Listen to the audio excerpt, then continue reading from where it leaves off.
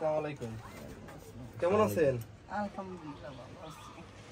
আপনার পায়ে সমস্যা হয়েছে, কি হয়েছিল পায়ে? পায়ে আগে ফোড়া উঠছিল। হ্যাঁ মানে আগুনে যখন পুড়ে যায় হ্যাঁ হ্যাঁ ওরকম পুড়ে গেছিল। হ্যাঁ।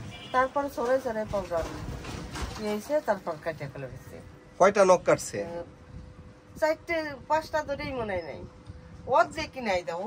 আচ্ছা আচ্ছা, এই যে পাটা দেখেন। এখন কি ডাক্তার কি বলছে? ডাক্তার বলছে আবার এই পাও আবার নিয়ে ওই গিরেতে কাটপার। গিরেতে কাটতে বলছে? গিরেতে কাটপার। তা নখ কাটার সময় ওরা বলে নাই যে নখ আপনার গিরেতে কাটতে হবে? না না না, এখন আবার গিরেতে কেন কাটতে হবে? হ্যাঁ মোর যা সমস্যা হয়েছে বলে। কোন কোন হসপিটালে সে কাটাইছিলেন? এটা গিরিশ হাসপাতালতে। ওইখানে বিল টিল কি পরিশোধ করছেন সব? সবকিছু পরিশোধ করে নাই, ওষুধের টাকা আছে। ও তাই না? হ্যাঁ। আপনার ছেলে মেয়ে কয়জন? আমার একটা ছেলে তা বিয়ে করছে? বিয়ে করছে, 3টে বাচ্চা। সে কি করে? রিক্সা চালায় খায়, তার ঘর বাড়ি নাই। এখন আপনার এই পা কাটতে তো অনেক ব্যয়বহুল খরচ হয়ে যাবে। এখন আপনারা সাহায্য করবেন আমাকে।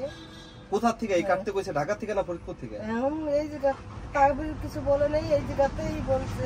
টাকা পয়সার কথা কিছু বলছে? টাকা পয়সা কিছু বলে নাই। আনুমানিক ধারণা দিছে কত নাকি? কি লাগতে পারে এটা কিছু না, বলছে? তার ধারণা? কিছু আমাকে বলে নাই। এখন বোর কাছে বলছে নাকি শুনতে পাচ্ছি। আপনার বউ কোথায়?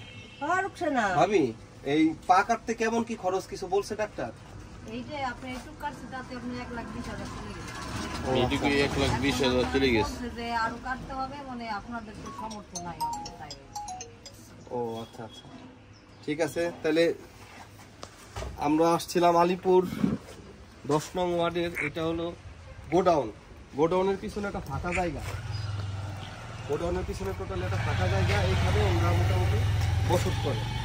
উনি মুরব্বী মানুষ। এই যে ঘরটা দেখেন, কিছুই নাই মোটামুটি।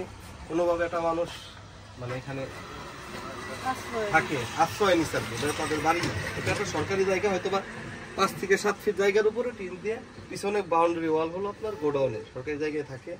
আর একটা সেল ইনকামের ওইরকম কোনো অপশন নাই। তারও 3টা বাচ্চা আছে। পাটা কেটে ফেলছে, আপনারা তার মুখ থেকে শুনলেন। এবং এই গিরার থেকে এখন কাইটে ফেলাইতে হবে। এখানে ব্যয়বহুল খরচ। বাইদা ভাই আমি শুনতে পেয়ে আসছিলাম তাকে দেখতে। আমি যা নিয়ে আসছি তাতে আসলে তার কিছুই হবে না। এর জন্য আসলে সহযোগিতার আবেদন করতেছি। যদি সম্ভব হয় আলিপুর 10 নম্বর গোডাউনের